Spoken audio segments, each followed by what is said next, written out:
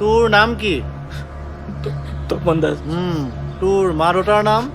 মা দেউতা নাই, খুৰাহঁতৰ ঘৰত থাকোঁ। খুৰাৰ নাম? হৰেণ দাস। আৰু তোৰ? মাৰ নাম ৰমলা, দেউতা নাই। খুৰা আমি একো কৰা নাই। গম পাইছোঁ, হ'ব। যি ক'ব আছে কালি সভাত কবি, সময়ত উপস্থিত হবি কিন্তু। ঠিক আছে, যা এতিয়া।